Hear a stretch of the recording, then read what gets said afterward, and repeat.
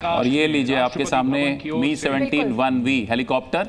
और आप देख सकते हैं कि इस समय तीनों सेनाओं के ध्वज और भारतीय ध्वज के साथ ये हेलीकॉप्टर जमीन से लगभग 150 फीट की ऊंचाई पर पूरे देश को सलामी देते हुए और राष्ट्रपति के सामने से निकलेंगे। और आप देख सकते हैं कि इनकी गड़गड़ाहट की ध्वनि जो है उसको सुन के दुश्मनों के दिलों में केवल एक संदेश जाएगा कि मही डोलती और डोलता नभ में देव निलय भी, और कभी कभी डोलता समर में किंचित वीर हृदय भी, डोले मूल अचल पर्वत का या डोले ध्रुव तारा, सब डोले पर नहीं डोल सकता वचन हमारा। बहुत खूब। और ये देखिए, ये ध्वज फॉर्मेशन इस समय दिखाई दे रही है और जिस पल का इंतजार था पुष्प वर्षा यहाँ पर हो रही है। मैं बता दूं कि इस फॉर्मेशन का नेतृत्व ग्रुप कैप्टन आलोक अहलावत कर रहे हैं।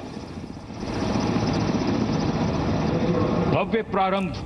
आज एक बहुत खुशखबरी की बात है, तापमान बहुत जी विजिबिलिटी मजा आ रहा है। जमीन में खिली खिली धूप के ऊपर बच्चे खुश हैं, लोग खुश हैं, तापमान बिल्कुल मजेदार है, रंगीन फूल लगे हुए हैं, तो बड़ा उत्सव का दिन है आज। बिल्कुल। और ये जो पुष्प वर्षा की जा रही है ये अभिवादन है यहाँ पर मौजूद तमाम इन मेहमानों का जो इस खूबसूरत पल का गवाह बनने के लिए यहाँ कर्तव्य पथ पर पहुंचे हैं।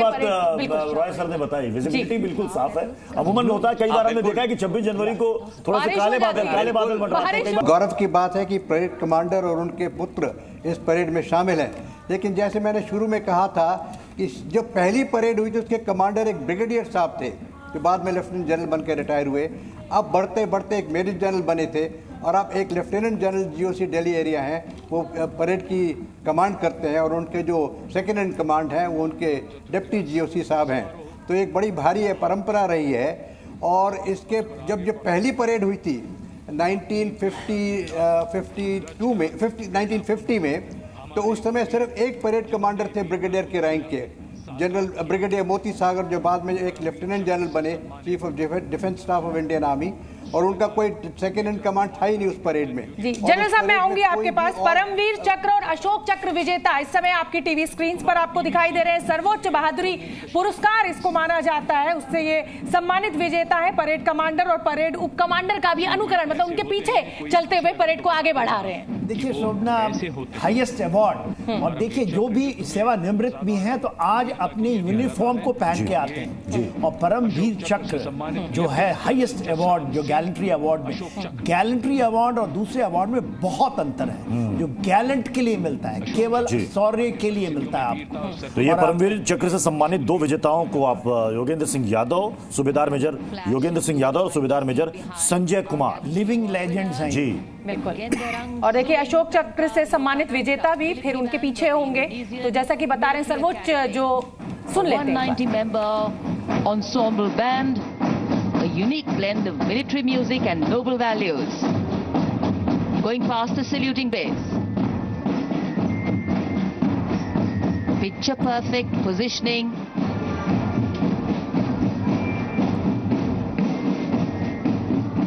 What a visual treat.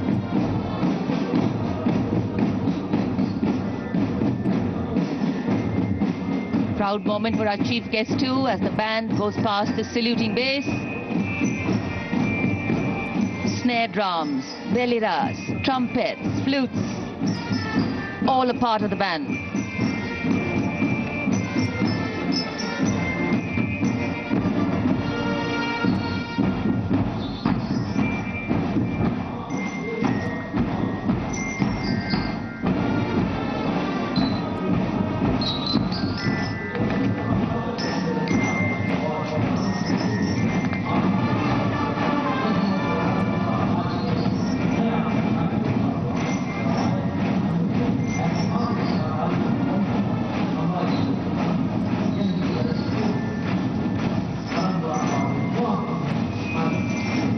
Behind their band,